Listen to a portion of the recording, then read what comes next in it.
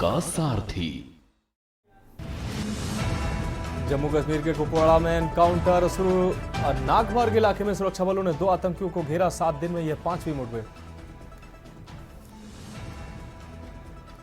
महाराष्ट्र के चंद्रपुर में पीएम मोदी की चुनावी रैली को पीएम मोदी ने किया संबोधित। कहा, कांग्रेस देश को कमजोर करने का मौका नहीं छोड़ती है। कश्मीर में 370 की वापसी के लिए प्रस्ताव लाए हैं।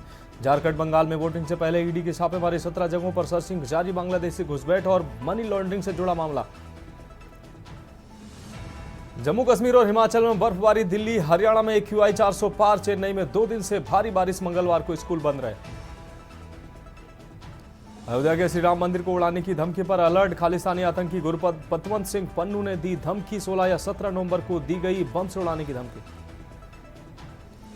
इटावा में सराफा व्यापारी ने की पत्नी व 4 बच्चों की हत्या। जहर देकर हत्या की आशंका से इलाके में सनसनी। 4 लोगों की मौत से इलाके में मचा हड़कंप।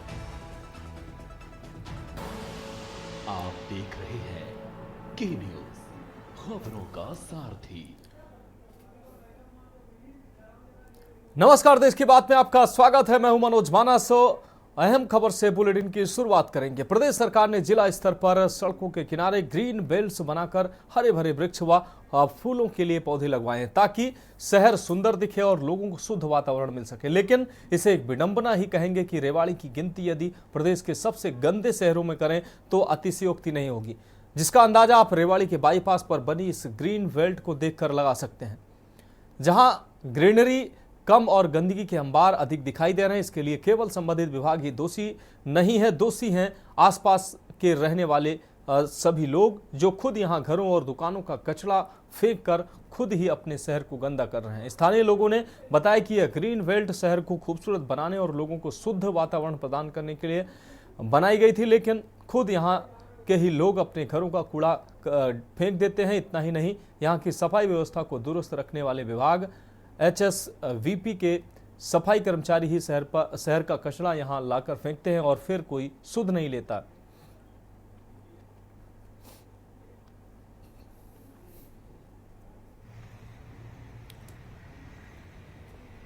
हालात खराब चल रहे हैं, सफाई होना चाहिए।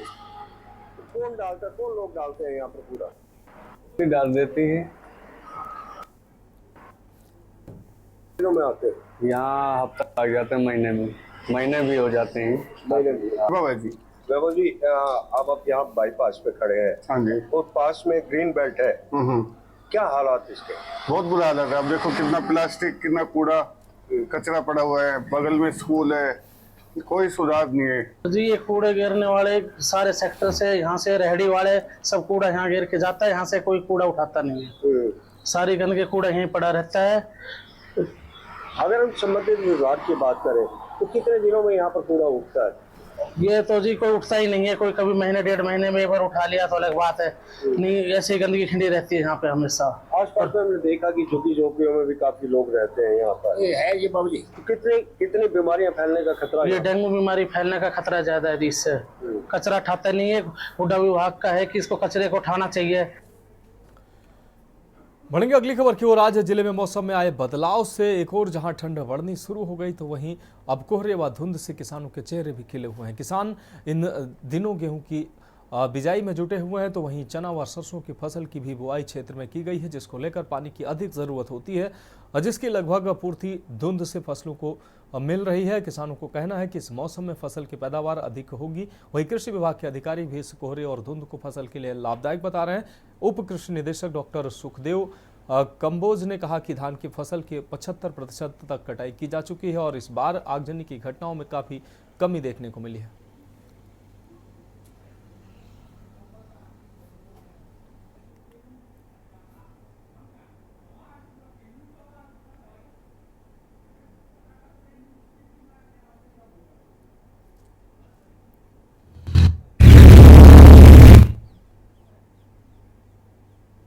जिला सिरसा के अंदर हर साल की तरह 2,80,000 हेक्टेयर के अंदर गेहूं की बिजाई होती है। अब तापमान बिल्कुल अनुकूल है और किसान बिजाई कर रहे हैं। लगभग हमारे 15% क्षेत्र के अंदर गेहूं की बिजाई पूर्ण हो चुकी है और सरसों की हमारी बिजाई 90% तक पूर्ण हो चुकी है। इससे गेहूं की अंकुरित होने में बहुत फ़ायदा होगा, क्योंकि तापमान जब कम होता है तो गेहूं जल्दी अंकुरित होती है और सही तापमान जो 22 डिग्री से कम होता है वो सही तापमान अब है 20 डिग्री टेम्परेचर जो डे और नाइट का है। ये गेहूं के लिए और सरसों के लिए बिल्कुल अनुकूल तापमान है। किसान भाइयों से अपील है कि किसान अपनी नवंबर के महीने के अंदर अंदर बिजाई को पूर्ण कर लें। नवंबर के बाद अगर बिजाई लेट होती है तो बीज की मात्रा 10 किलोग्राम प्रति एकड़ बढ़ाकर बिजाई करें, जिससे उनकी उत्पादन में कमी नहीं आएगी। धान की हार्वेस्टिंग हमारी चल रही है, लगभग 3.5 लाख एकड़ के अंदर धान की रोपाई की गई थी। बढ़ेंगे अगली खबर की ओर। भिंड से अगली खबर है, जहां सरकारी शिक्षक के साथ मारपीट की गई है। छात्रों ने शिक्षक को मिलकर जमकर पीटा है। सिर में लगने से शिक्षक घायल हुआ है। शिक्षक ने कोचिंग के बाहर खड़े होने से रोका था। हाउसिंग कॉलोनी इलाके की घटना है। शिक्षक ने थाने में शिकायत भी दर्ज कराई है। तो मध्य प्रदेश के भिंड से यह घटना है। कोतवाली थाना क्षेत्र का ये पूरा मामला है। सिर में चोट लगने से शिक्षक गंभीर रूप से घायल हुआ है। वहीं शिक्षक ने कोचिंग के बाहर खड़े होने से रोका था, जिसके बाद शिक्षक की पिटाई की गई। शिक्षक ने कोचिंग के बाहर खड़े होने से छात्रों को रोका था। हाउसिंग कॉलोनी इलाके की पूरी घटना है। शिक्षक ने थाने में की है शिकायत।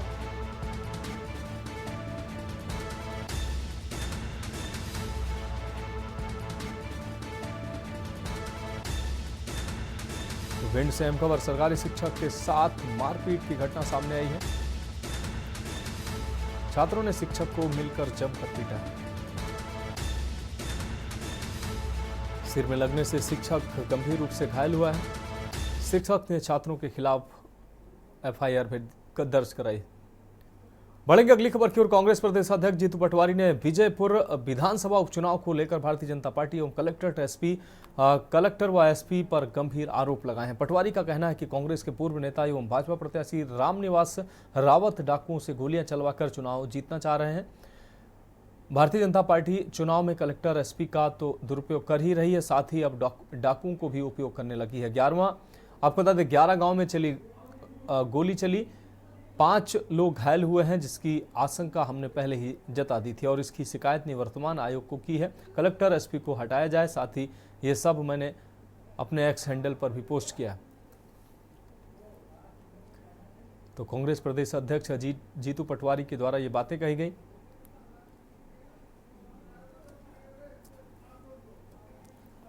हमारे रतलाम के परिवार के जर्नलिस्टों को पत्रकार बंधुओं का स्वागत करता हूं और आप लोग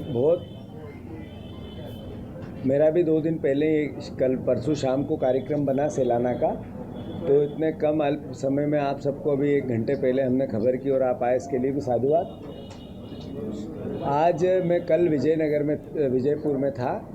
रात को करीब 8:30 बजे मैं शिवपुर से चला हूँ। तो 8:30 बजे से पहले 2 दिन से वहाँ घटनाएं घटी है।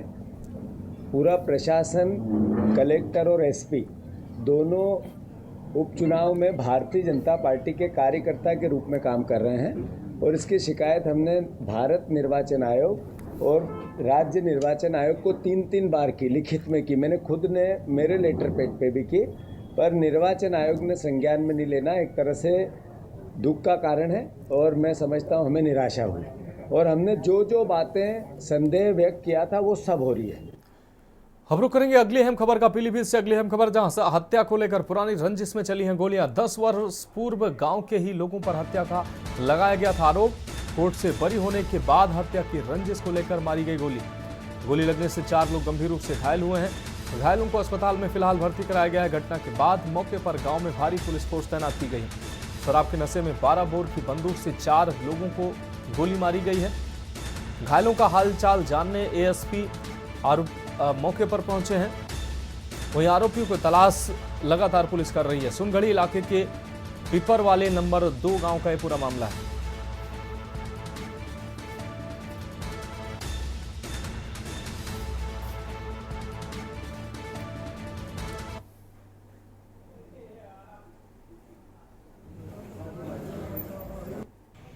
आज थाना सुनगढ़ी क्षेत्र के गांव पिपरावाला नंबर 2 में एक जागन लाल हैं, जिनके पुत्र की लगभग 10 वर्ष पूर्व हत्या हुई थी, जिसमें उनके द्वारा प्रेमशंकर आदि को नामजद कराया गया था, जो कि माननीय न्यायालय से मुकदमा निस्तारित हो चुका है।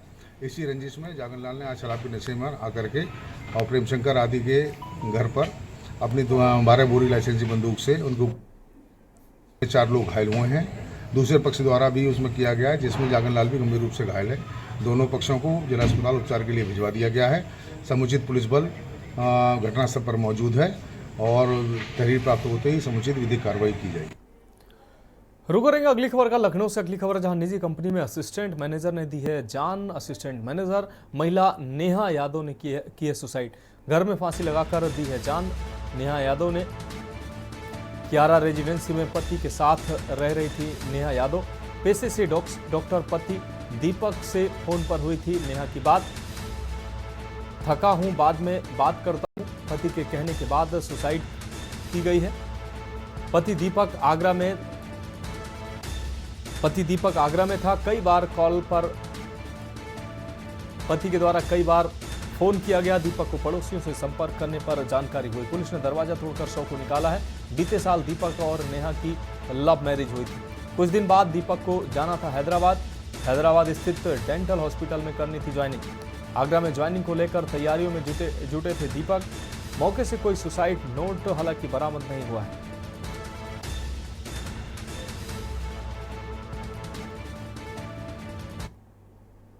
बढ़ेंगे अगली खबर की ओर। गाजीपुर से अगली खबर, जहां सराफा व्यापारी से लाखों की लूट की घटना को अंजाम दिया गया है। बाइक सवार 3 बदमाशों ने लूट की घटना को अंजाम दिया है। सैदपुर थाना क्षेत्र के जोगी वीर पुलिया की यह घटना है। बदमाशों ने सराफा व्यापारी से लाखों के आभूषण लूटे हैं। दुकान बंद कर घर वापस जा रहा था सराफा व्यापारी।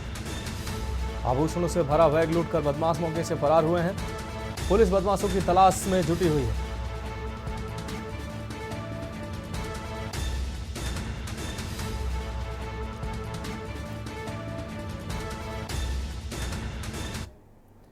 अब बढ़ेंगे अगली खबर की ओर। बांदा में बड़ी धूमधाम से मनाया गया खाटू श्याम का जन्मदिन। बाबा श्याम के भक्तों ने शहर में निकाली शोभा यात्रा। लोग रास्ते भर नाचते गाते पहुंचे बाबा श्याम के मंदिर में केक काटकर मनाया गया बाबा खाटू श्याम का जन्म दिवस। बाबा श्याम के जयकारे से गूंजा पूरा शहर।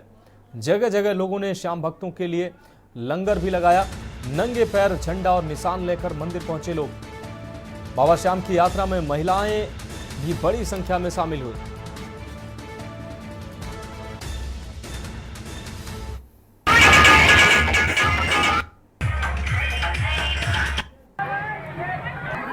दो वर्षों से निशान यात्रा निकल रही है। जेलखाने में शायद कहीं नहीं होगी जो निशान यात्रा बाने निकलती है। और ये बाबा का दूसरा जन्म महोत्सव बाबा खाटू श्याम सेवा मंडल और श्याम भक्त परिवार भक्त दोनों द्वारा मनाया गया है। निरंतर लगातार बाबा की कृपा से हर माह एकादशी निशान यात्रा सुबह 6 बजे निकाली जाती है। हम सभी भक्तों से अपील करते हैं, निवेदन करते हैं, हर माह एकादशी शुक्ल पक्ष की एकादशी बाकी निशान यात्रा और बाबा का जन्मोत्सव यात्रा दोनों निकाली गई। आज एकादशी के दिन निशान यात्रा हमारी हर माह निकलती है, लेकिन आज विशेष यात्रा निकाली गई जो बाबा का जन्मदिन श्याम बाबा का जन्मदिन उसकी यात्रा निकाली गई। आज के ही दिन बाबा श्याम का जन्म हुआ था। जी आज के दिन हुआ था। ये यात्रा बिल्कुल के तरीके भव्य यात्रा का। बढ़ेंगे अगली खबर की ओर। खबर लखनऊ से है, जहां जनेश्वर मिश्रा पार्क एवं अन्य सार्वजनिक स्थलों पर प्री वेडिंग शूट के लिए लगाए गए शुल्क के विरोध में उत्तर प्रदेश फोटोग्राफर एसोसिएशन की ओर से आज 10-90 चौराहे पर प्रदर्शन किया गया। उनकी मांग है कि इन स्थलों पर प्री वेडिंग शूट के नाम पर लगाए गए शुल्क या तो कम किए जाएं या तो हटवाए जाएं। तो 10-90 चौराहे पर फोटोग्राफर एसोसिएशन का प्रदर्शन देखने को मिला। रुक करेंगे अगली खबर का। खबर लखनऊ से, जहां UP hotel and restaurant association के पुलिस लाइन में आयोजित कार्यक्रम में एडीजी लॉ एंड ऑर्डर, आपको बता दें,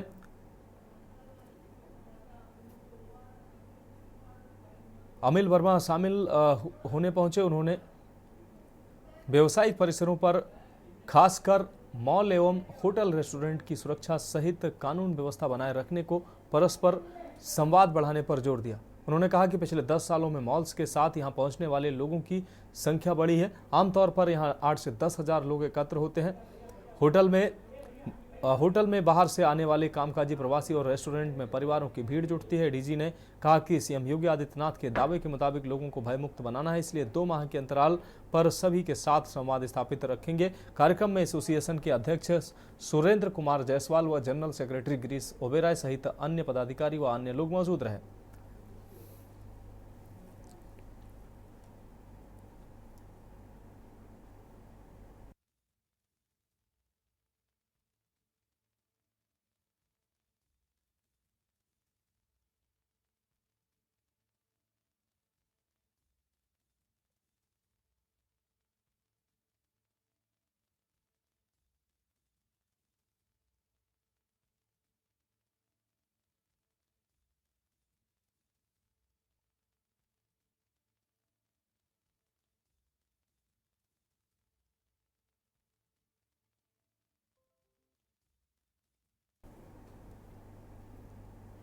बढ़ेंगे अगली खबर की ओर। लखनऊ में मंगलवार को वार्ड बॉय की ड्यूटी के दौरान संदिग्ध मौत की घटना सामने आई। घटना लखनऊ कानपुर बाईपास चौराहे के पास ब्लू लाइन अस्पताल की है। मौत की जानकारी होते ही युवक के घर वालों के साथ किसान संगठन के लोग अस्पताल पहुंचे और हंगामा करने लगे। दुबग्गा थाने की पुलिस ने 100 को कब्जे में लेकर पोस्टमार्टम के लिए भेज दिया। वहीं मृतक के परिजनों ने अस्पताल पर कई गंभीर आरोप लगाए। अस्पताल में हुई वार्ड बॉय की मौत के बाद कई सवाल खड़े हो गए। अस्पताल में जिसकी मौत हुई वो 25 वर्षीय देवेंद्र यादव है। परिजनों का कहना है कि डॉक्टर सहित अस्पताल का पूरा स्टाफ फरार है। प्रदर्शन कर रहे लोगों की पुलिस से नोकझोंक भी हुई।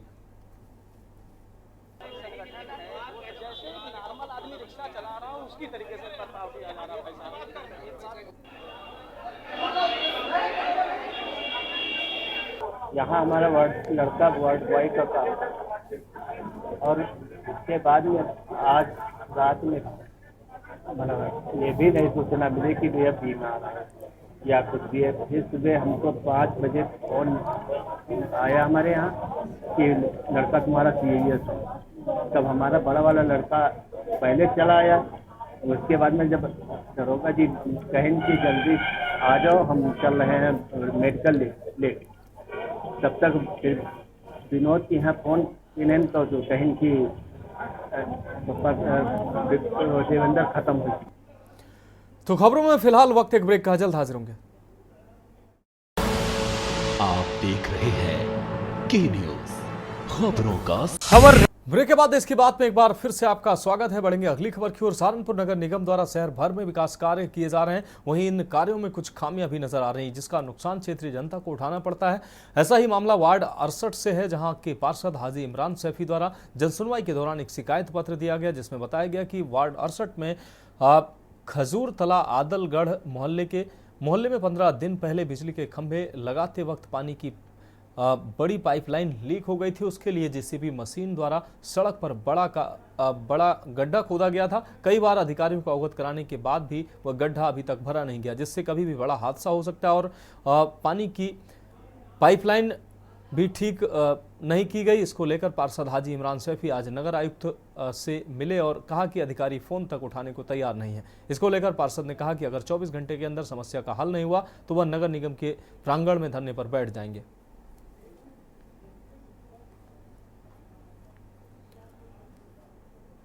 अगली खबर का रुख करेंगे। खबर मथुरा से, जहां ढाबे पर बैठकर चाय पी रहे व्यक्ति का कार सवार नकाबपोश अपहरण कर ले गए। अपहरण हुए व्यक्ति के नाम करोड़ों की जमीन है। यह घटना सीसीटीवी में कैद हो गई।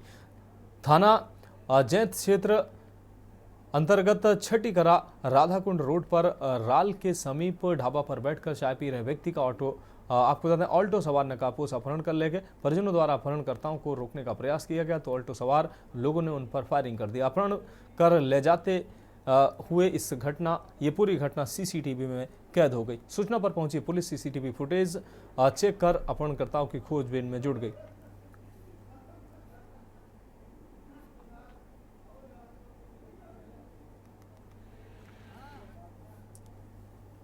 यह घटना हुई है सर। का हमारा भाई था, चाचा का भाई, वो जहाँ बैठा था और हाँ आए और गाड़ी आई सफेद रंग की, और गाड़ी आने के बाद में उन्हें 3 आदमी निकले और जबरदस्त डाल के ले गए और बाकी बाद में जाती हुए 2 फायरिंग करी और बाकी बाद में चले गए। कितने लोग हैं? 4 लोग थे, एक ड्राइवर था, 3 बैठे। कितने बजे की घटना थी ये 6 साढ़े 6 बजे। क्या कारण है? ये कारण ज़मीन का है, उसके नाम ज़मीन है 6 बीघे, और ज़मीन की हमारे पहले भी उठ गया था। अच्छा। पहले 4 महीने में पुलिस ला के गई। बढ़ेंगे अगली खबर की ओर। खबर उन्नाव से जहां आपको बता दें, नवाबगंज टोल प्लाजा पर निःशुल्क पास को लेकर स्थानीय व्यापारी और टोल प्रबंधन में गहमागहमी देखने को मिली। इस सूचना पर पुलिस सतर्क बनी रही। लखनऊ कानपुर के मध्य उन्नाव जिले के नवाबगंज क्षेत्र में स्थित असगैन कोतवाली नवाबगंज टोल प्लाजा पर स्थानीय व्यापारियों और टोल प्रबंधन के बीच निःशुल्क पास जारी करने की मांग को लेकर तनाव का माहौल देखने को मिला। नवाबगंज कस्बे के व्यापार मंडल के पदाधिकारी इस प्रदर्शन वार्ता में शामिल रहे। दरअसल केंद्रीय सड़क परिवहन मंत्री नितिन गडकरी द्वारा सदन में किए गए फ्री पास दिए जाने वाले एक वीडियो को आधार मानते हुए फ्री पास की मांग को लेकर स्थानीय व्यापारी टोल प्लाजा पर पहुंच गए। बयान दिखाते हुए स्थानीय व्यापारियों ने टोल प्लाजा प्रबंधन से निःशुल्क पास उपलब्ध करवाने की मांग की।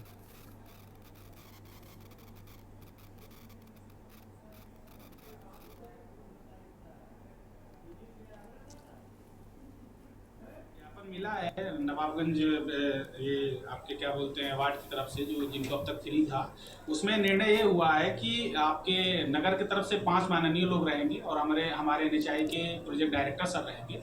उनके सामने एक डेट फिक्स की जाएगी। 1-2 दिन में हम उसको कंफर्म करेंगे। उस दौरान यहाँ पे एक DM ऑफिस में मीटिंग रखी जाएगी और उसमें जो भी तकलीफें हो रही है आप लोगों को, उसके दौरान बातचीत की जाएगी और उसका जो निवारण। दिक्कत भाई साहब ये है कि 2 यहाँ पेट्रोल पंप CNG पंप है, आसपास यहाँ कोई पंप भी नहीं है। बगल में सरस्वती मेडिकल कॉलेज है, उसके लिए निकलने के लिए बताइए हम टोल देंगे।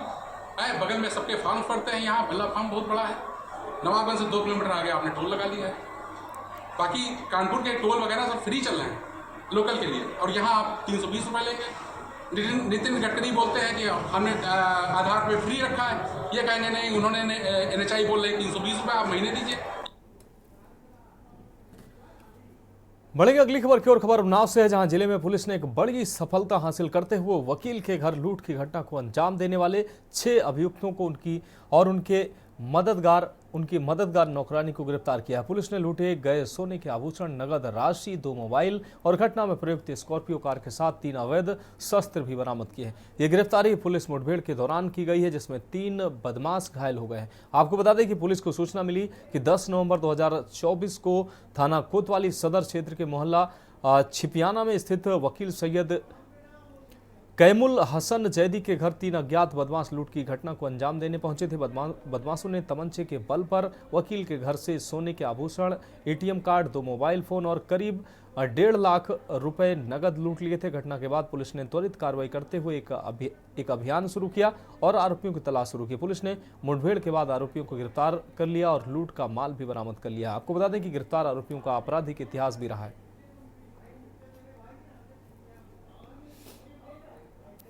कोतवाली थाना क्षेत्र में एक सूचना मिली थी कि एक इनकम टैक्स के लॉयर हैं, उनके यहाँ पे कुछ अज्ञात बदमाशों के द्वारा लूट की घटना कारित की गई है। इसी में जो पुलिस के द्वारा जो SOG टीम लगी थी, उन्होंने इस घटना का सफल अनावरण किया है। और इसमें जैसे कि आपको विदित है कि कल शाम के टाइम में 3 लोगों से मुठभेड़ हुई थी, जिसमें रविंदर कसाना, इरशाद सैफ़ी और मेराज, ये 3 लोग जो हैं बाद मुठभेड़ गिरफ्तार किए गए थे। इनके कब्जे से 3 अवैध असला भी बरामद हुए थे और स्कॉर्पियो कार गाड़ी मिली थी। उसके साथ ही जो लूटी हुई नकदी और आभूषण, ये भी इनसे बरामद किए गए थे। उसी के क्रम में जो 4 अभियुक्त अन्य जो हैं इसमें इन्वॉल्व थे जो लूट में, वो भी गिरफ्तार किए गए हैं, जिसमें नितिन भाटी, आदेश, रिंकू और आफरीन, ये 4 लोग जो हैं ये भी पुलिस के द्वारा गिरफ्तार किए गए हैं। बढ़ते हैं अगली खबर की ओर। खूंखार कुत्तों की नस्ल में शुमार पिटबुल का आतंक एक बार फिर देखने को मिला है, जब पिटबुल ने उसको पालने वाले पर ही हमला कर दिया। गंभीर हालत में उसको अस्पताल में भर्ती कराया गया, जहां उसकी हालत स्थिर बनी हुई है। आपको बता दें कि अस्पताल में घायल अवस्था में भर्ती है। घायल आदित्य ने बताया कि वो पिटबुल के पास बैठे उसको लाड़ तुलार रहा था, वहीं अचानक उसने उसके ऊपर हमला कर दिया। पिटबुल ने उसका चेहरा नोच लिया, जिससे वह गंभीर रूप से घायल हो गया। परिवार ने घायल को शहर के निजी अस्पताल में भर्ती कराया और कुत्ते को जंगल में छुड़वा दिया। आदित्य एक पशु प्रेमी है और उनको सड़क किनारे पिटबुल घायल अवस्था में मिला, जिसको वो घर ले आया, इलाज और देखभाल की। आपको बता दें कि पिटबुल नस्ल के कुत्ते को पालने का प्रतिबंध है। ऐसे कुत्ते को पालने से रोकने के लिए जिम्मेदार नगर निगम इस घटना से बेखबर रहा। घायल आदित्य को विकास भवन के सामने एक निजी अस्पताल में भर्ती कराया गया, जहां डॉक्टरों ने उसके चेहरे की सर्जरी की। तो ना पिटबुल हमला नहीं, पिटबुल जो था उसको सुबह टहला के लाया था ये, और अचानक ही उसने वार कर दिया। कैसे आया था इनके पास जी, पिटबुल कैसे आया था इनके पास? एक ITR कॉलोनी है, वहाँ कोई रहता नहीं है, कि तो परिवार ही रहते हैं पूरी कॉलोनी में। वहाँ वो घूम रहा था और बुरी तरह से जख्मी था, पैर में जो है कीड़े पड़े हुए थे उसके, और उसके क्या नाम है जला हुआ था कई जगह वो जो है। तो इसको जो है हमारे बेटे को जो है जानवरों से बहुत मोह है। रास्ते में कोई घोड़ा मिल जाए, कोई बंदर मिल जाए या कुछ भी मिल जाए, ये उसकी सेवा करने का काम करता है। क्योंकि जब वो आए थे उसका होंठ का नीचे वाले होंठ का काफी बड़ा हिस्सा है उसका काट कर कुत्ते ने अलग कर दिया था, और वो चबा वाला हिस्सा था। और दूसरी चीज है कि उसके चिन्ह का भी कुछ बांस उड़ा हुआ था बीच में। उसकी अब सर्जरी हो गई है। जब आया था तो काफी गंभीर हालत में था, लेकिन अब वो उसकी सर्जरी हो गई है। इसके बरेली में एक बार फिर जो खूंखार कुत्ता है, जो अपनी नस्ल के नाम से शुमार है पूरे देश भर में, जिसका नाम पिटबुल है, उसने एक बार फिर एक युवक पर हमला करके उसको जख्मी कर दिया और उसको गंभीर हालत में निजी अस्पताल में भर्ती कराया गया, जहां उसके चेहरे के पास जितना एरिया घायल था उसको सर्जरी करके उसका अभी भी गंभीर स्थिति में इलाज चल रहा है। दरअसल बरेली में ही एक युवक, आदित्य नाम का युवक है, उसको जो है जानवरों से काफी प्यार है। तो इसी दौरान कुछ समय पहले एक पिटबुल डॉग जो है उसको कहीं घूमता हुआ मिला था, जो कि बड़ी गंभीर स्थिति में था, लेकिन उसने उस पिटबुल डॉग को अपनाया और उसको अपने घर ले जा करके उसकी साफ सफाई करके उसका पालनहार किया। लेकिन उसको नहीं पता था कि एक वो ही पिटबुल डॉग उसको जो है इतनी बुरी स्थिति में ला करके खड़ा कर देगा। दरअसल जब उसको एक दिन पहले की बात की जाए तो जब उसको खिला रहा था, यानी कि उसके साथ जो पिटबुल डॉग था आदित्य लाड़ प्यार कर रहा था, उसी दौरान उस पिटबुल डॉग को अचानक से क्या हुआ, उसने जो है उसके मुंह पर हमला कर दिया और बुरी तरीके से नोच खा डाला। तो कहीं ना कहीं गंभीर स्थिति में परिजनों ने एक निजी अस्पताल में भर्ती कराया है, जहां उसकी चेहरे की सर्जरी हुई है। लेकिन डॉक्टरों का कहना है कि जल्द से जल्द उसकी रिकवरी हो जाएगी। लेकिन जो पिटबुल डॉग है, यानी कि पूरे देश उत्तर प्रदेश में जिसको प्रतिबंधित कर दिया गया है, वो बरेली में पल रहा था, उसका पालनहार हो रहा था कि आखिर नगर निगम की टीमें क्या कर रही थी, नगर निगम को जिस पर निगाह बना के रखनी चाहिए थी वो नहीं हो रहा था। तो कहीं ना कहीं बड़ा सवाल है कि आखिर नगर निगम प्रशासन में इसमें बड़ी लापरवाही है कि एक शहर में पिटबुल डॉग पल रहा था, लेकिन वो लोग इस खबर से बेखबर थे। देखना होगा कि किस तरीके से आगे अभियान चला करके और पिटबुल डॉग्स या फिर जो और खूंखार कुत्ते हैं उनकी तलाश की जाती भी है या नहीं। कैमरा पर्सन विकास के साथ शानू कुमार, के न्यूज इंडिया। तो फिलहाल यहां रुकेंगे एक ब्रेक के लिए और ब्रेक के बाद खबरों का सिलसिला आगे बढ़ाएंगे हमारे सहयोगी विशाल पंडित। आप देख रहे हैं के न्यूज, खबरों का सारथी। ब्रेक के बाद आपका स्वागत है। मैं हूं आपके साथ विशाल पंडित। रुक करते हैं खबरों का। खबर बुलंदशहर से है। शीशपाल हत्याकांड का सनसनीखेज खुलासा हुआ है। 4 हत्या आरोपी आला कत्ल के साथ गिरफ्तार किए गए हैं। चाचा ने कराई भाड़े के शूटरों के शीशपाल की हत्या कराई थी। जानकारी के मुताबिक शीशपाल बहन से छेड़छाड़ और पिता से मारपीट करता था। शीशपाल से लोग परेशान थे। एक हत्या आरोपी महिला मित्र की डीपी लगाकर करता था लगातार शीशपाल से बात।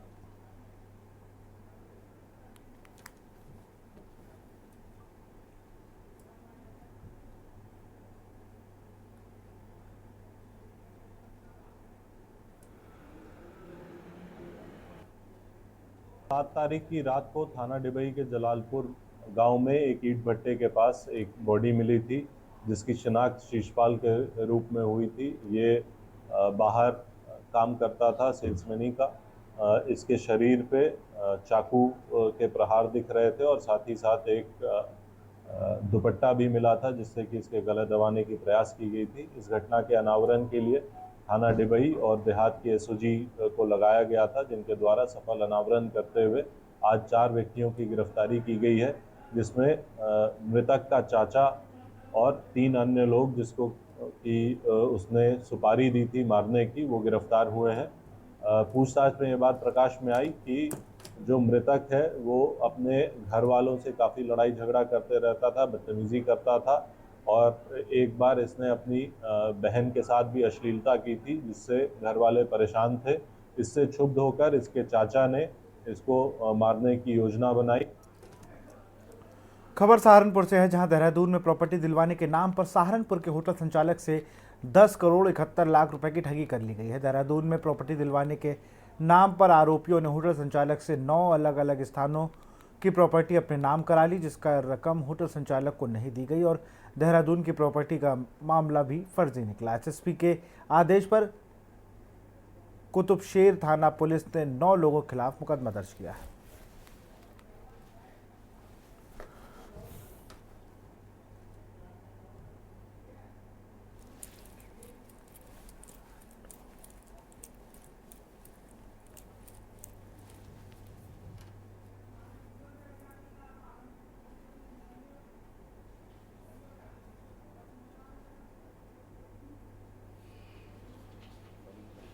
जो आवेदक हैं, जो वादी हैं अशरफ अली, उनके द्वारा एक प्रार्थना पत्र पूर्व में कप्तान साहब को दिया गया था और कप्तान साहब ने उसकी जांच सीओ प्रथम को हस्ताक्षरित करी थी, जिसमें पूरे जांच जब की गई तो पता चला कि इनके साथ ये फ्रॉड हुआ है और उसमें मुकदमा लिखाने की संस्तुति करते हुए कप्तान साहब को इसकी रिपोर्ट सीओ प्रथम द्वारा दी गई और उसके फलस्वरूप ये मुकदमा थाना कुतुबशेर में लिखा गया है।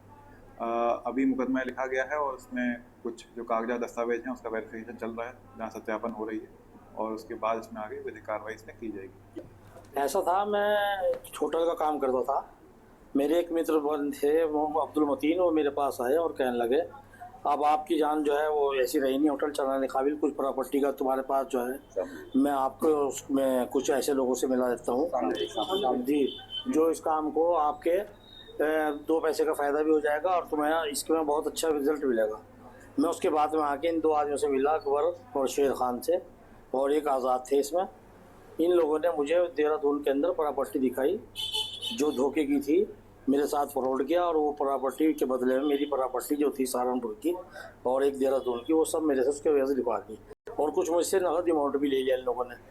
और इन लोगों ने मेरे साथ जो है धोखाधड़ी की है, विश्वासघात किया है, मेरे पास इत्मीनान मेरा जो दिला पूरा, मेरे साथ सफ़र पे भी गए हैं, मैं इनको हज के सफ़र पे भी ले गया मुबारक।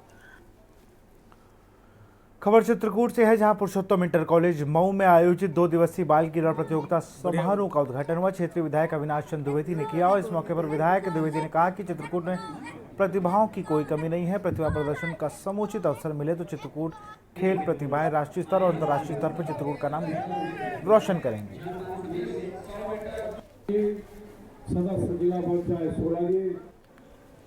आज पूरे जिला की रैली का आयोजन पुरुषोत्तम द्विवेदी इंटर कॉलेज में हुआ, प्राइमरी स्कूलों का, जिसमें सबसे ज़्यादा मऊ ब्लॉक और रामनगर ब्लॉक की छात्राओं ने सबसे बढ़िया प्रोत्साहन किया।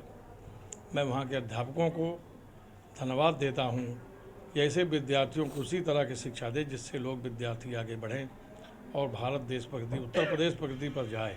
क्रीड़ा प्रतियोगिता का शुभारंभ, जनपदीय बाल क्रीड़ा प्रतियोगिता का शुभारंभ आज यहाँ माननीय विधायक जी के कार्यक्रमों द्वारा संपन्न हुआ और इसके जो अध्यक्ष हैं, आयोजक हैं, सम्मानित हमारे जिला विशिष्टाधिकारी महोदय हैं और यहाँ संयोजक रैली के खंड शिक्षाधिकारी महोदय मऊ हैं। उनके निर्देशन में जनपद के शिक्षकों ने, व्यायाम शिक्षकों ने, सबने मिल करके इस भव्य क्रीड़ा प्रतियोगिता का शुभारंभ कराया। रैली क्रीड़ा प्रतियोगिता 2 दिन यहाँ चलेगी और कल जिलाधिकारी महोदय के द्वारा इसका समापन किया जाएगा। मैं समस्त जनपद के व्यायाम शिक्षकों का, अध्यापकों का आभार व्यक्त करता हूं कि उन्होंने बड़े उल्लास के साथ, बड़े सहयोगात्मक रवैये के साथ उन्होंने रैली प्रतियोगिता, क्रीड़ा प्रतियोगिता संपन्न करवाने में अपना योगदान दिया है। खबर सिद्धार्थनगर से है, जहां ऐतिहासिक स्थल भारत में कार्तिक पूर्णिमा मेले का उद्घाटन जिलाधिकारी राजा गणपति आर ने किया। 1857 से पहले ही 15 दिनों तक चलने वाले इस मेले का अपना अलग ही महत्व है। बताया जाता है कि भगवान राम के वनवास के दौरान उनके भाई भरत जी ने हनुमान जी के यहाँ पर रोका था। उनसे हनुमान जी द्वारा यहाँ के सरोवर में स्नान कर भगवान शिव की पूजा भी की थी, तभी से यहाँ पर मेला लगता है। व्यवस्था सब कुछ हम लोग ने जायजा लिया है, तो व्यवस्था पिछले साल जैसे है मतलब उससे बेहतर व्यवस्था हम लोग ने कर लिया। और कानून व्यवस्था का तौर पर भी मतलब हम लोग ने ठीक ठाक व्यवस्था किया। जैसे यहाँ पर बड़ी तालाब है, उसको भी मतलब जो भी लोग चाहते हैं उसमें भी हम लोग बैरिकेडिंग वगैरह का व्यवस्था के लिए निर्देशित किया गया। और आज जो मेला का जो शिलान्यास और उद्घाटन हमारा माध्यम से कर दिया गया है, ये मेला नवंबर 22 तक होते हुए चलेगा। बाकी पूरा इंतजाम प्रशासन का स्तर से, पुलिस प्रशासन का स्तर से पूरी तरीके से किया गया। ये 2014 के बाद ये प्रशासन के रूप में मतलब जिला प्रशासन विशेष रूप से SDM का स्तर से मतलब किया जा रहा है। तो इसमें समिति भी गठित किया गया है। समिति का स्तर से कुछ जो मेला का माध्यम से जो भी पैसा वसूली होती है उसका इकट्ठा किया गया है।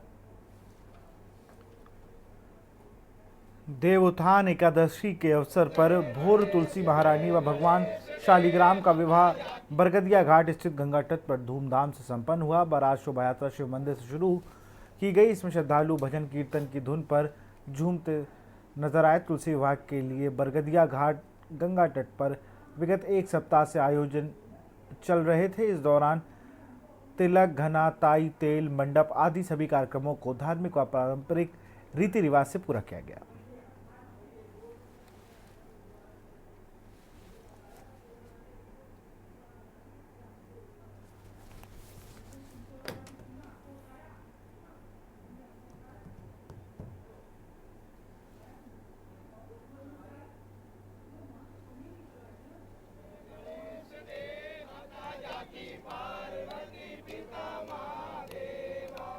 फतेहगढ़ में तुलसी बारात का आयोजन करीब 47 वर्षों से किया जा रहा है। आज देवोत्थानी एकादशी है और कहते हैं सनातन धर्म में आज के दिन से ही जो विवाह आदि का कार्य है शुरू हो जाता है। आज देवोत्थानी एकादशी है। आज माता तुलसी का विवाह शालिग्राम महाराज जी के साथ होगा, जिसके चलते फतेहगढ़ में करीब 47 वर्षों में तुलसी विवाह का कार्यक्रम जो है माँ गंगा के भागीरथ के तट पर होता चला आ रहा है। इसका आयोजन सुबह शोभा यात्रा के माध्यम से किया जाता है। सुबह 3 बजे, आज भोर सुबह 3 बजे इस शोभा यात्रा का शुभारंभ फतेहगढ़ LIC तिराहे से किया गया, जो कि धीरे धीरे अब मेरे पीछे आप देख सकते हैं। मैं कैमरामैन से चाहूँगा पीछे का दृश्य दिखाएं।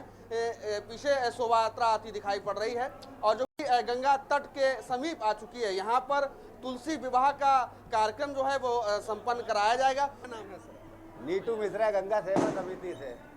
कितने वर्षों से मनाया जा रहा है और किस प्रकार से तुलसी विवाह का आयोजन होता है? जब से हम मतलब हमारा जन्म हुआ है तब से हम बारात ये देख रहे हैं। पहले तो मैं सभी देशवासियों को जेठ एकादशी की हार्दिक शुभकामनाएं देना चाहता हूं और मां गंगा सेवा समिति की तरफ से हर वर्ष जो है तुलसी के पौधों का वेतन किया जाता है और कल भी हमने तुलसी का पौधों का वेतन किया है महामंत्री आशीष मिश्रा की दुकान पे।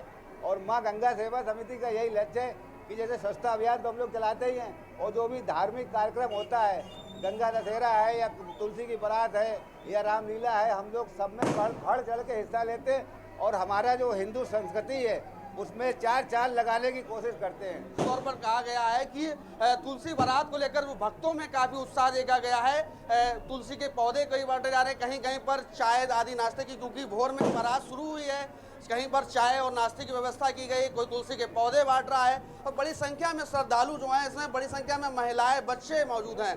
के न्यूज वीडियो जर्नलिस्ट के साथ मैं पंकज प्रकाश, फर्रुखाबाद। कार्यक्रम बहुत अच्छा हुआ। हमारे कार्यकर्ता, हमारे बंधु जो हमारे साथ हैं, उत्साह से उन्होंने जो है तुलसी माता की बारात निकाली हुई है और बहुत उत्साह पूरे फतेहगढ़ को अच्छा लगता है। 47 साल से परंपरा चली आ रही है और माता जी की शादी के यहाँ पर गंगा जी पर होकर के उत्साह से होती है। हमारे जो कार्यकर्ता हैं सभी साथ में एक साथ जुड़ करके अच्छा सा कार्यक्रम कराते हैं यहाँ पर।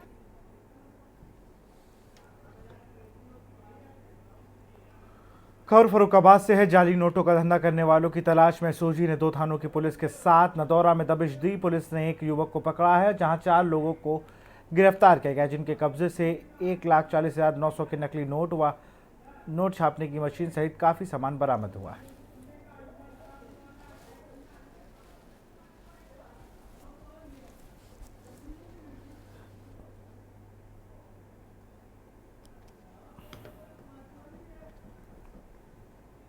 अपराधियों की धरपकड़ होते हुए आज एक विशेष अभियान चलाया गया पुलिस अधीक्षक महोदय के आदेश पर, जिसमें मोहम्मदाबाद पुलिस को भारी सफलता प्राप्त हुई है। मोहम्मदाबाद पुलिस सर्विलांस और एसओजी टीम के साथ नोट छापने वाले मशीन के साथ 4 अभियुक्तों को गिरफ्तार किया है। पहले मुखबिर की सूचना पे 2 अभियुक्त को गिरफ्तार किया गया। जब उनसे कड़ाई से पूछताछ हुई तो उनको द्वारा बताया गया कि 2 अभियुक्त और इसमें शामिल हैं जो कि नोट छापने का काम करते हैं।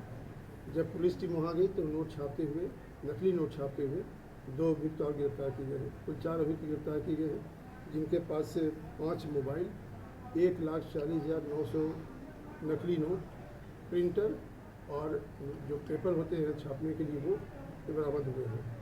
अभी काफ़ी साथी किस्म के हैं, इनके ऊपर पहले के भी मुकदमे हैं और ये अंतर जनपदीय अपराध हैं। कितने दिनों से सर ये काम कर रहे हैं? ये अभी जो पूछताछ से पता लगा है कि पिछले 1 माह से काम किए हैं। कौशाम्बी जिले में दहेज की मांग पूरी न होने पर ससुरालियों ने विवाहिता को इतना टॉर्चर किया कि उसने जिंदगी से बेहतर मौत को समझा और फांसी लगाकर आत्महत्या कर लिया। और घटना की सूचना के बाद मायके वालों में कोहराम मच गया। मृतका के पिता की तहरीर पर पति सहित 4 आरोपियों के खिलाफ मुकदमा दर्ज कर पुलिस ने सभी की तलाश शुरू कर दी।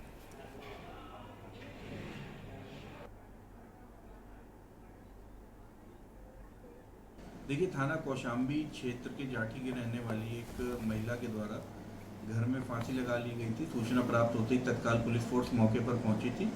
तो शव का पंचायतनामा कार्रवाई करते हुए उसको पोस्टमार्टम हाउस भेजा गया था और इस पे परिजनों के द्वारा प्राप्त तहरीर के आधार पर सुसंगत धाराओं में मुकदमा पंजीकृत किया गया है। कौशाम्बी जिले में 25,000 का इनामिया दुष्कर्म के फरार आरोपी को पुलिस ने गिरफ्तार कर लिया। आरोपी दुष्कर्म करने के बाद काफी दिनों से फरार चल रहा था। लिखा पढ़ी करने के बाद करारी पुलिस ने आरोपी को जेल भेज दिया।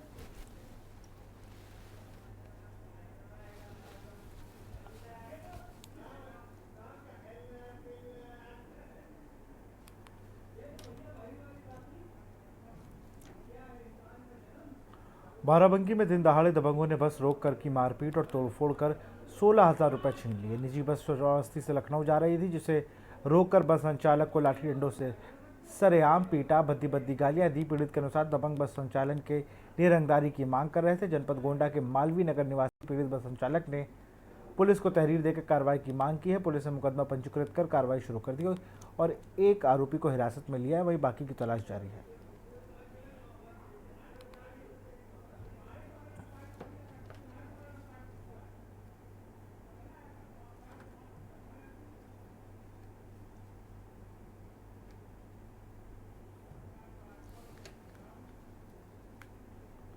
फर्रुखाबाद में आगामी कार्तिक पूर्णिमा पर शमशाबाद 2.5 घाट पर होने वाले स्नान और मेले को तैयारियों को जिलाधिकारी डॉक्टर वीके सिंह और पुलिस अधीक्षक आलोक प्रियदर्शी ने शुक्रवार को स्थलीय निरीक्षण किया। इस दौरान जिलाधिकारी ने मेले में आयोजन को लेकर विभिन्न आवश्यक व्यवस्थाओं पर ध्यान केंद्रित किया। डीएम डॉक्टर वीके सिंह ने 2.5 घाट पर घूम रहे अन्ना पशुओं को पकड़कर गौशाला भेजने के निर्देश दिए।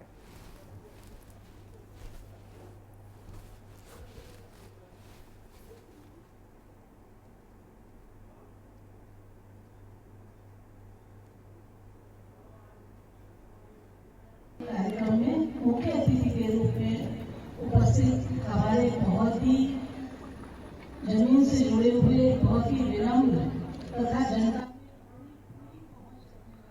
सीपी इंटरनेशनल स्कूल में आयोजित सीपी मेमोरियल अंतर विद्यालय वॉलीबॉल प्रतियोगिता का उद्घाटन हुआ। प्रतियोगिता का शुभारंभ सांसद एवं मुख्य अतिथि मुकेश राजपूत, विशिष्ट अतिथि भाजपा के जिला अध्यक्ष रूपेश गुप्ता, सीपी विद्यालय समूह के निदेशिका डॉक्टर मिथिलेश अग्रवाल, उप निदेशिका श्रीमती अंजू राजे और प्रधानाचार्य संजय बिष्ट की उपस्थिति में किया गया। सभी ने स्वर्गीय श्री चंद्र प्रकाश अग्रवाल पिक्को बाबू को श्रद्धांजलि अर्पित की। कार्यक्रम के दौरान प्रधानाचार्य संजय बिष्ट ने मुख्य अतिथि एवं वरिष्ठ अतिथि को बुके और स्मृति चिन्ह देकर सम्मानित किया। उप निदेशिका श्रीमती अंजू राजे ने विद्यालय के निदेशक को भी सम्मानित किया। मुख्य अतिथि मुकेश राजपूत ने बाल उछाल कर मैच का औपचारिक शुभारंभ किया।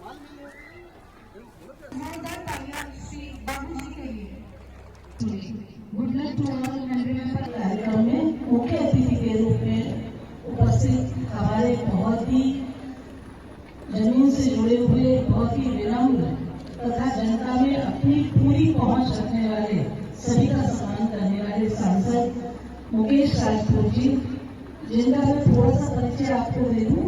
उनका स्कूल में विशेष इंटरेस्ट है क्योंकि वो खुद भी साइंस के स्टूडेंट रहे हैं और 2 बार जिला पंचायत अध्यक्ष रहे हैं और विपरीत परिस्थितियों में उन्होंने इसमें जो अभी चुनाव हुआ है एमपी का, इसमें हैट्रिक लगाई है। राजधानी लखनऊ में पुलिस लगातार अपराधियों पर शिकंजा कस रही है और अपराध के ग्राफ को लगातार कम करने का प्रयास कर रही है, चाहे वो शातिर लुटेरे हो, चाहे छोटी बड़ी घटनाओं को अंजाम देने वाले अपराधी हो। लगातार पुलिस अपराधियों को सलाखों के पीछे भेज रही है। इसी कड़ी में गोमती नगर पुलिस ने पूर्वी जोन की क्राइम टीम के संयुक्त ऑपरेशन में 3 शातिर लुटेरों को गिरफ्तार करने का दावा किया है। लुटेरों के पास से लूट का मोबाइल फोन, नकदी, लूट में इस्तेमाल होने वाली मोटरसाइकिल भी पुलिस ने बरामद की है।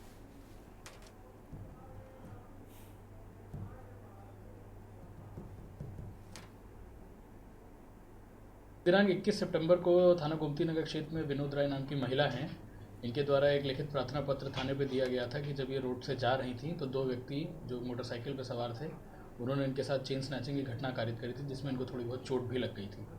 इसी के अलावा 17 अक्टूबर को आरती यादव द्वारा भी एक प्रार्थना पत्र दिया गया था जिसमें उनके द्वारा बताया गया था कि उनके साथ उनका पर्स छीनने का प्रयास किया गया है और ऐसे 2 बाइक पे, एक बाइक पे लड़के आए हैं, 2 लड़के जिन्होंने ऐसी घटना करी है। दोनों घटनाओं को बड़ा ही हम लोगों ने सेंसिटिविटी से लिया और इसके लिए 3 टीमें बनाई गई, जिसमें क्राइम टीम और थाने की 2 टीमें थीं और मैनुअल फुटेजेस जो भी हम लोगों ने वहाँ पे निकलवा पाए, डम डेटा एनालिसिस और इन सब चीज़ों के आधार पर आज हमारे द्वारा 3 लोगों की गिरफ्तारी करी गई है।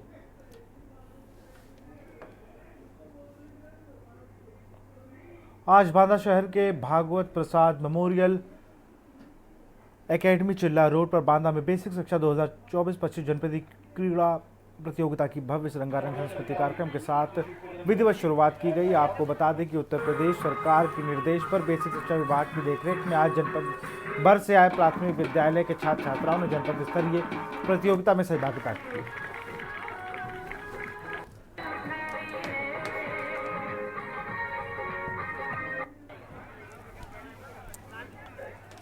जनपदीय क्रीड़ा प्रतियोगिता है जब सारे हमारे जितने परिषदीय विद्यालय हैं, परिषदीय विद्यालय के जनपद भर के विद्यालयों की क्रीड़ा प्रतियोगिता 2 दिन की है। इसके पश्चात मंडलीय क्रीड़ा प्रतियोगिता हमारी, जो इसमें बच्चे प्रथम पाएंगे उनके फिर मंडलीय प्रतियोगिता में जाएंगे। मंडलीय प्रतियोगिता के पश्चात वो राज्य स्तरीय प्रतियोगिता में प्रतिभाग करेंगे। ये कितने दिन चलेगी ये प्रतियोगिता? 2 दिन चलेगी, आज और कल 2 दिन की प्रतियोगिता है। आज प्रारंभ हुई है, कल सायंकाल तक, कल सायंकाल समापन होगा। हर वर्ष ये जनपदीय बाल क्रीड़ा प्रतियोगिता का आयोजन करते हैं और बच्चों के एक परिषदीय विद्यालयों के बच्चों को एक विशेष मंच मिलता है ताकि ये प्रदेश स्तर पर जाके अपनी प्रतिभाओं को दिखा सकें। तो निश्चित रूप से जनपद, मैं आपको बताना चाहूँगा कि ये संकुल से ब्लॉक से जनपद से प्रदेश स्तर तक ये बच्चे जाते हैं।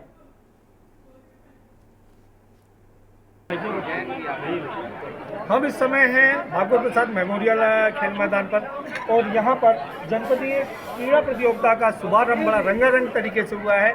और अभी आपने देखा कि आज उत्तर प्रदेश सरकार और यहाँ के शिक्षा प्रशासन की तरफ से यहाँ जो बच्चों के ने प्रस्तुति की, आज ये वो बच्चे हैं जो परिषदीय विद्यालयों में और ग्रामीण क्षेत्रों में जो विद्यालय हैं वो ग्रामीण बच्चे जिन्होंने अपनी रंगारंग प्रस्तुति दी और ये प्रमाण किया कि अगर उनको निखारा जाए तो वो किसी से कम नहीं है। अभी अपनी प्रस्तुति से सबका मन मोहने वाले ये परिषदीय विद्यालय ग्रामीण क्षेत्रों से आए हुए बच्चों ने जो योगा का कार्यक्रम किया, संगीत में, और इसके बाद ये दीवानी नृत्य, और इसके बाद इन्होंने जो ये नृत्य दिखाया है वो अपने आप में एक बहुत ही अद्वितीय है। अभी हमारे यहाँ बहुत सारे लोग यहाँ पर देख रहे हैं, सारे पूरे उत्तर जो जनपद बांदा से, जो ग्रामीण अंचल से, वहाँ से अपने अपने विद्यालयों से अपने अपने बच्चों को निखार करके यहाँ लेके आए हैं ताकि वो अपनी प्रतिभा को यहाँ सामने रख सके। और सरकार का ये प्रयास आज सार्थक होता भी नजर आ रहा है। अभी जैसा कि हमने अभी बात की यहाँ के एडी के से, उनका कहना है कि अभी ये जिला स्तर की प्रतियोगिता है और इसके बाद ये मंडल स्तर की होगी और उसमें जो बच्चे छाट के आएंगे वो प्रदेश स्तर की प्रतियोगिता के लिए प्रतिभाग करेंगे और वहाँ जो जीतेंगे उनको सम्मानित किया जाएगा। बांदा से ग्राउंड जीरो के लिए के न्यूज़ से भगत सिंह। फिलहाल देश की बात मिलता है, देखते रहिए के न्यूज़ इंडिया। नमस्कार। आप देख रहे हैं के न्यूज़, खबरों का सारथी।